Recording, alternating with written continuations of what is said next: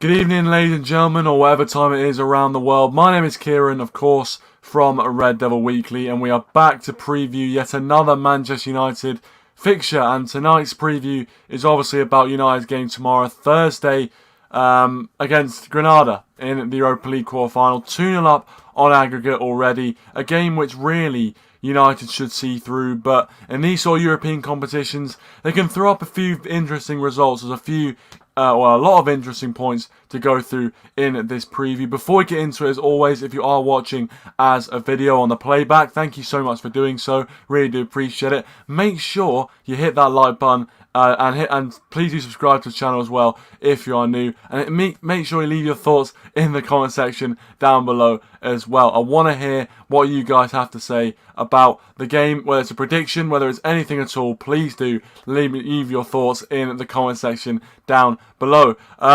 But yeah, do all that sort of stuff. Thank you so much for all the support recently. But let's get straight into it. And we're going to talk a little bit about Granada. And we're going to talk about the last game as well. Because really, that's the best reference point we have as to whether Granada are good. We played them only just last week. And to be honest with you, they were a little bit worse than I expected. I didn't really expect them to be bad. I actually thought they were going to be a tough team to deal with.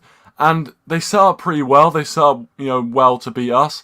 But in terms of their attacking presence, they didn't really offer much. They didn't really create too many clear-cut opportunities. I mean, they had opportunities, but they didn't really create too many clear-cut opportunities. One of the biggest things I'd say is they like to shoot from distance. They've got players like Kennedy, the former Newcastle player, who really likes to shoot from distance, even from corners. He thinks he can volley in from the edge of the box. And maybe I've just jinxed us and condemned us to one of them on Thursday night. But I do think that, that's their main port of call. That's their main a presence going forward. That's what they like to do. They like to go for that volley. They like to take long shots. And Henderson or De Gea at the time was right up to the task. And hopefully Everton goal on Thursday night. Probably De Gea again is going to be up to the task as well. But to me, some of the players that I was worried about didn't really worry us as much as I thought they were.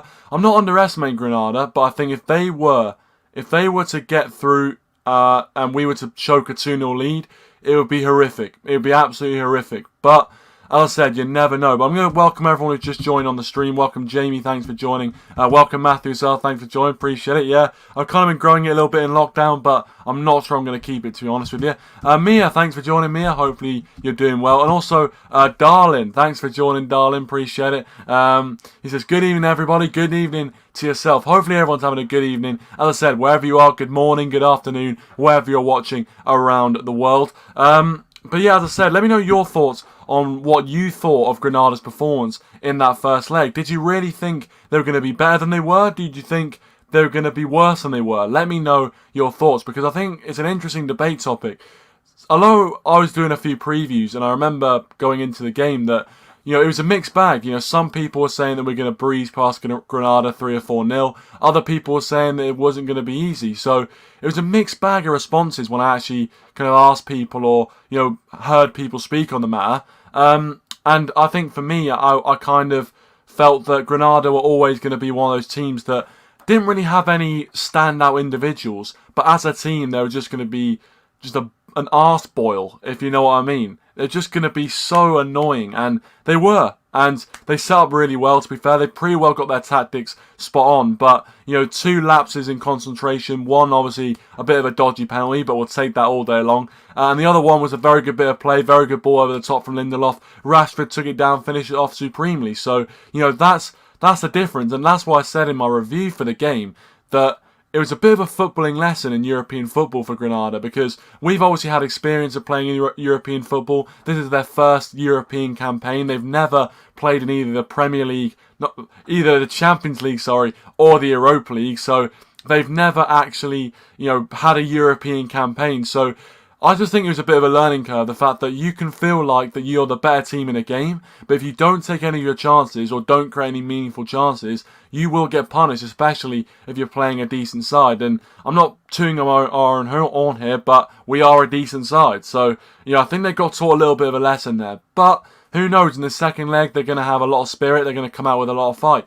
And I'm hoping we can get the job done early. That is what I've put in the the kind of title, because I just feel like the earlier we can get that job done, the earlier we can score a few goals, the better. Daz has joined us as well. Thanks for joining, Daz. Appreciate it. Evening. Hope you're doing well, Dazza. He says, very early stream for once. Yeah, I know. I have basically gone early because I know there's Champions League football on tonight, and usually I stream at 9. I just go live at 9, but I just thought this time I'm going to stream and then, I'll let you guys watch the Champions League because there's some very tasty ties going on this evening. Liverpool and Man City both could be out of the Champions League by 10 o'clock tonight. That is exciting. Connor joins as well. Thanks for joining, Connor. Appreciate it. He says, bullshit fine from UEFA. Lots of players to hopefully get rest and we go through. Yeah, obviously that's talking about I think that's talking about the thing with Glenn Kamara and the player from Slavia Prague. Yeah, I mean, I don't understand why Kamara gets the fine. But anyway, it's just insane, really. It really is. But I know that guy got a 10-match ban, which, I mean, it's a punishment. You could argue it's not enough, but it's a punishment at least. But yeah, morning as well. Morning to you, Connor. I know you're watching from the US of A, so hopefully you're doing well, my friend. Hopefully you're doing well. But yeah, that's my little spiel on Granada. I think they're probably going to set up kind of similarly, but I think they have to go for it a little bit here. They're 2-0 down. I think the fact they're going to have to throw caution to the wind, I feel like, that will play into our hands. I think it'll play into our hands.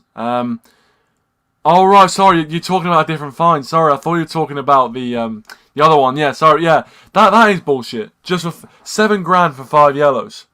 I mean, what is the point? Well, I don't understand that anyway. I'm glad it's not as much, but at the same time, it's like, what is the point in finding a club like United £7,000? What is the point in that? Nothing's going to change. Nothing's going to... It's not as if they're going to go, oh, you know what, you're right, yeah, £7,000, we need to learn our lesson. They don't give a toss, so, I mean, that doesn't change anything, really, but, hey, in the end of the day, they're going to do what they're going to do, aren't they? So yeah, as Daryl says, UEFA always create a load of crap. I think that pretty well sums it up. So yeah, that's my kind of spiel on Granada. They set up very well defensively, but it's going to be very interesting to see whether they can replicate that when they actually have to go for it. And I think they will get exposed. And I'm hoping I'm right. I'm hoping I'm not, jinxing anything. But I just feel like when they actually have to go forward, the defence is a bit shaky. I think they've got one of the worst defensive records in La Liga. So, I think when they actually have to go forward, when they actually, have to kind of leave less players back, when they can't be as cautious, I think they could be exposed. And I'm hoping that's correct. Because if we can get through to this Europa League semi-final, we'll probably be playing Roma. Well, depending on if Ajax can do a job. But what a story that would be. Donny van der Beek playing against Ajax, the team he just left for Manchester United. But we played Ajax in the Europa League before. We've got a good record against Ajax overall. But at the same time, I'd probably rather Ajax at this point, because Roma seems to have some decent players. But we've got a good record against both those sides. Roma we play in the Champions League, and I can't remember a time when we actually got beat by Roma, maybe once. But realistically, I think that Roma is the team that I'd rather get. But I just don't know. I just feel like, Arsenal are going to have a very tough time of it. Obviously, Dinamo Zagreb got that late goal, and that is a killer for Arsenal. It really is. That is a killer. But I still think Arsenal will go through, but I think it's going to be a real tough time. I think if they don't go through, I reckon Arteta has to go. He has to go. But I don't think he'll sack him, but I think if they don't go through, he's got to go. I'm sorry. Dazza says we should coast home against them now. Yeah, hopefully you're right. I mean, we should, on paper we should, but at the same time, in these sort of European competitions, you just never know. But at the same time, looking at the way they played in that first leg, they can't defend like that. I think that was the thing that really undid us. They defended the way they did, and they were so compact, and they sat back and they let us have the ball, and we are notoriously shit at breaking down low blocks. Simple as that. So realistically, that's why they had a lot of success against us. They defended pretty well, but they had a few lapses and it came away with a 2-0 defeat. And again, as I said, it's a bit of a lesson, because if you don't create clear-cut chances, or you don't put away the chances you do create, you're playing against a decent side. We didn't play well in that game, really, but we came away with a 2-0. We burgled a 2-0 lead on aggregate, so it's a big learning curve for them, I reckon. Connor says Granada will have to go all out and we'll just need to sit and counter and get 2 or 3 quick goals to put it away. Yeah, obviously, this is the thing. If Granada come forward, we can counter-attack because we're one of the best counter-attacking teams in world football, and I'm sticking by that. We're one of the best counter-attacking teams in world football. Manny says, we all know Donny wouldn't get a game anyway. Yeah, probably wouldn't, you're right. Darlin, I hope I'm saying that right. Is it Darlin or Darren? Please let me know if I'm pronouncing it right or not. He says, I think we play more defensively and managed to draw 1-1. We don't have Maguire and Shaw in defence because of yellows. Also, Bailly is injured. Now, I'm not sure whether see what he did there? But I'm not sure whether Bailly is back. I heard that obviously he had COVID, but I'm not sure if he's going to be back for this game. I heard some rumblings that he could be, but I don't know. I really don't know if he's going to be back. But I heard some good things that he could be back, and especially without Maguire, I think we need Bailly next to Lindelof. Yes, Lindelof's been having a decent time of it, apart from the defensive error he made against Spurs. But recently, he's been very, very good for us. But I think Bailly and Lindelof would be going back to the Jose Mourinho days. So yeah, I want to see Bailly come back in there. If not, I guess we're gonna have to play Tuanzebe. And I think from the start, Tuanzebe seems to be pretty decent when he comes off the bench. Yeah, it's Darren. Sorry, it's Darren. Sorry. So thanks for letting me know, mate. Thanks for letting me know. Appreciate it. Always want to make sure I'm getting your names right. Dazza says Slavia Prague makes Zagreb play Villarreal and are 2-0 down in aggregate. Oh, sorry, yeah, Slavia Prague. Sorry, yeah. No, I was thinking for some reason I thought they went out against Rangers, but they didn't. Of course. Yeah, sorry, Slavia Prague. But still, it's not. I think to go away to Slavia Prague. Or to go away to Prague, not just Slavia Prague, but go away to Prague. It's not going to be easy, I tell you. It's not going to be easy for Arsenal. Obviously, some people want Arsenal to go through, some people not. I'm not sure where I stand on it. I mean, I feel like, obviously, with everything that's gone on, I'd be happy for Arsenal to go through tomorrow. I would. Although, if you ask me who I'd rather not face in the semi-final or final, we can't face Arsenal in the semi-final, but who I'd rather not face in the final, it would be Arsenal, because we've got a shocking record against them. So yeah, I think Arsenal are going to have a tough time in that game. I really, really do, especially with the fact that as soon as the whistle blows to start the game on Thursday, they'll be going out. They have to score. They have to score on the night. And with the players they've got, they can do it, but on recent form, it's not going to be easy. It's not going to be easy, ladies and gentlemen. So yeah, I'm going to get on to United now because we talked a little bit about Granada. I'm going to talk about United, and to be honest with you, even though we do have these suspensions, Luke Shaw, Scott McTominay, and Harry Maguire all suspended for the game, we should have a good enough team to get through this. I mean, realistically, we should. I mean, that's not even a debate. Not even a debate really to be had. I think we'll see changes in the midfield. We'll have Fred come in. I wouldn't be surprised if Ollie is going to go a bit more defensive, which in the second leg, especially when we're defending a 2-0 aggregate lead, I can see him doing. He could go with Fred and Matic, and we've seen Fred and Matic already this season with Bruno Fernandes in front of him. So I think that's how he's going to go, and I think we could see Amad Diallo start his first game for Manchester United, and that would be very, very exciting. And I feel like, especially in a game when we're already 2-0 up, we don't need to really focus too much on scoring goals. Obviously, a goal early would end any doubt, put it beyond any doubt, in my opinion, of Granada coming back. But I still think we don't really need to focus on scoring goals. For me, Amad Diallo, I want to see him start. I want to see Diallo start. I'm not sure whether he's going to do it. I reckon Solskjaer is going to be a lot more cautious because he's always cautious. He is always cautious. He always picks Fred and McTominay. We always sit back and defend. And, he gets most of the results. Some results are poorer than others, but he gets a lot of results. So, you can't argue with it too much, but he is always cautious, and that's something to bear in mind. So, yeah, for me, I don't see him going with Diallo. I think we'll probably be cautious and play, Cavani, Rashford, and Greenwood as well. But obviously, we'll have changes where the players are suspended. Telles will come back in for Luke Shaw. And I'm not convinced, really, that we look any better with Alex Telles. I don't think we look that great with him on the pitch. I think Luke Shaw really does add something to not just that left side, but that whole team in general. But I think, Telles coming in.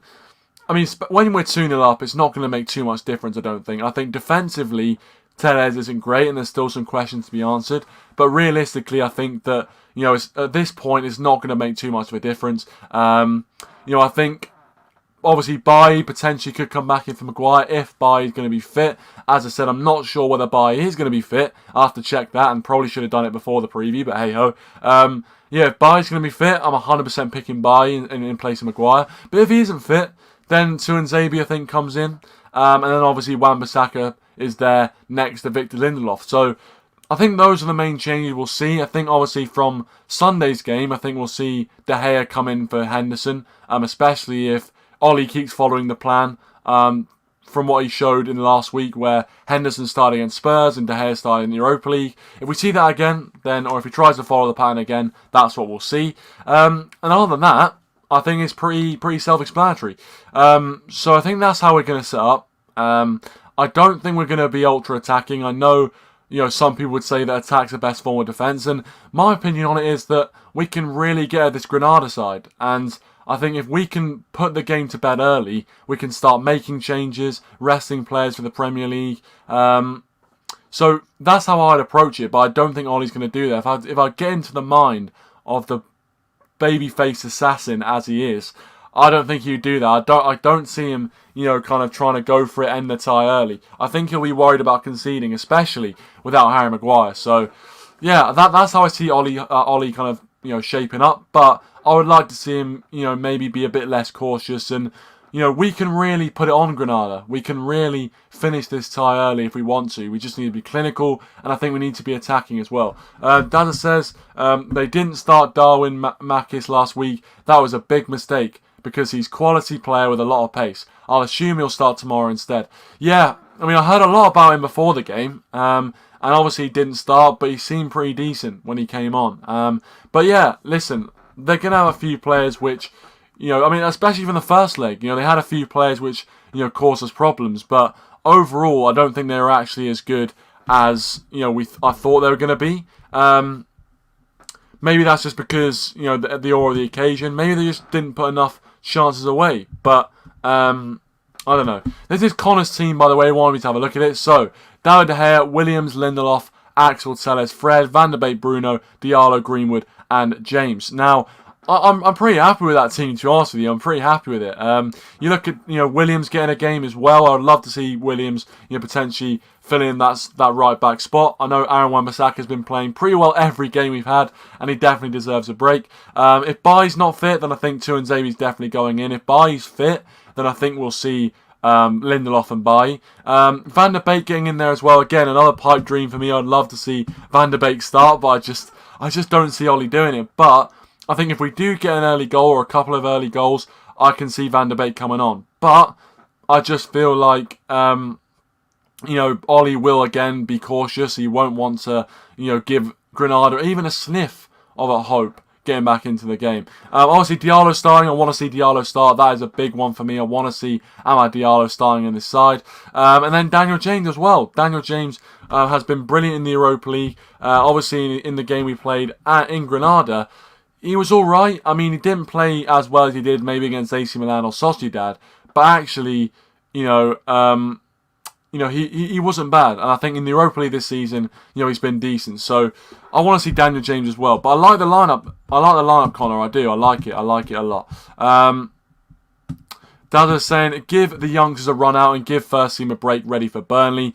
I mean, I still think that in the Premier League, we need to get the job done there. I think, realistically, because we've got the 2-0 lead, it's pretty well job done, barring a ridiculous collapse, which, never know could happen, but realistically, with the way we're playing right now, it shouldn't. So I think we still need to kind of just put belt and braces on the position we have in the Premier League. I think a couple more wins, and I think we've pretty well done it. I mean, some people say we've already kind of nailed on top four, and I think most rival fans would say that, but obviously when you're a fan of United, you just know we can bottle stuff. We have the ability to potentially bottle things, and you just want to make sure it's safe, because we've got some difficult games coming up. Liverpool, Leeds, We play Leicester, we play Wolves. We've got some difficult games coming up. So, we need to kind of make sure that it's properly in the bag.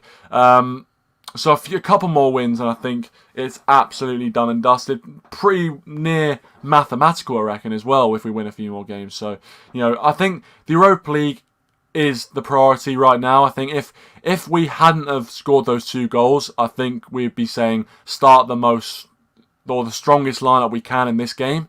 But I think we've pretty well done the job in the first leg. So I'm happy with that, and I think that means we can bring in some fringe players. And even if we are, we can obviously bring on the players that we don't start. So that's the great thing with having depth. We can bring on those guys if we need to.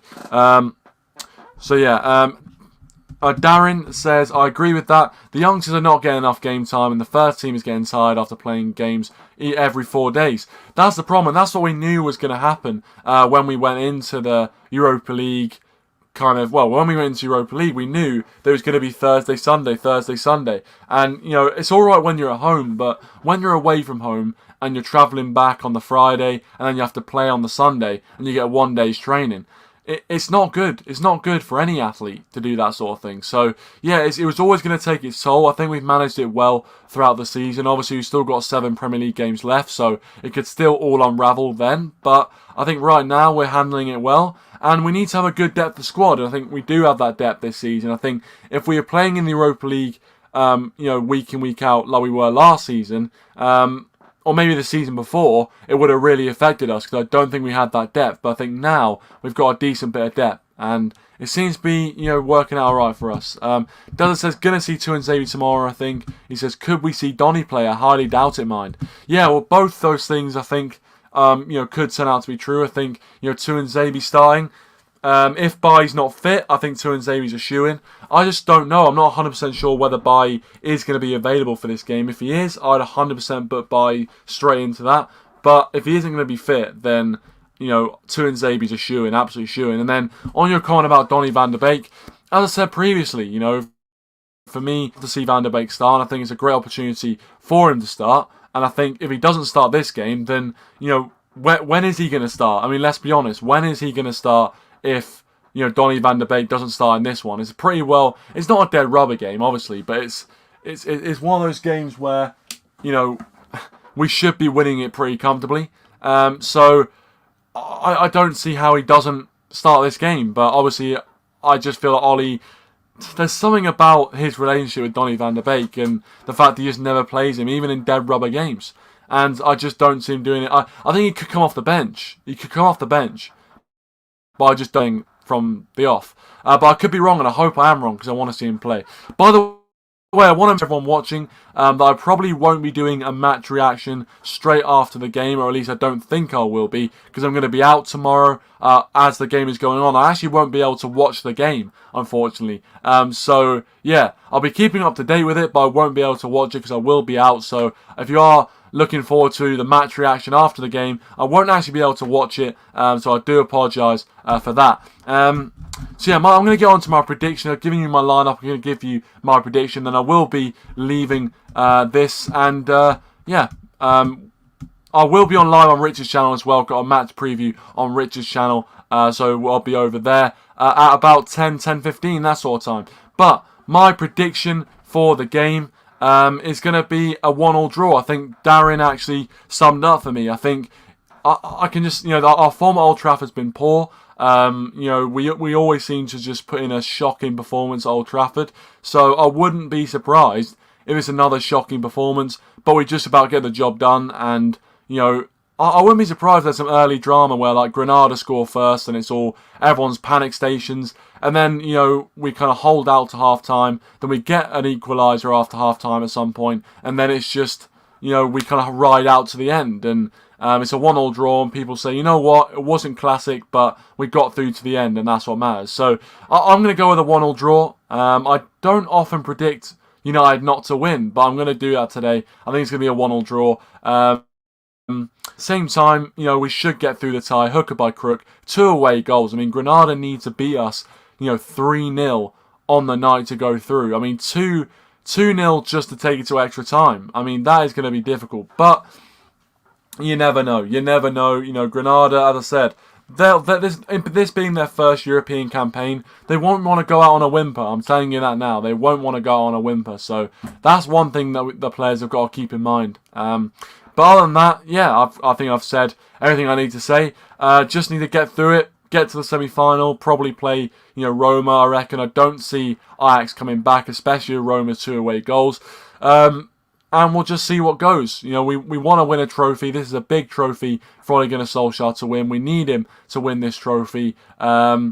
So, big opportunity, especially with the teams left. Big opportunity for us to win this trophy. But we've just got to get through this game, one game at a time. But anyway, I'm going to leave it there for tonight. Thank you so much for watching. I do apologise. It was a bit of a shorter stream. I know there's Champions League football on, a lot of English interest, so I didn't want to, take too much of your guys' time. But if you are watching as a video, thank you very much for watching. Hit that like button, subscribe to the channel as well if you are new, and leave your thoughts in the comment section down below as always. Really do love hearing from you guys in the comment section about what you want, what your predictions, any comments at all. Let me know your thoughts in the comment section down below. But until tomorrow, if we do meet tomorrow, thank you so much for watching. Really appreciate it. Hit that like button, subscribe to the channel as well if you are new, and I'll see you guys in the next one. Cheers.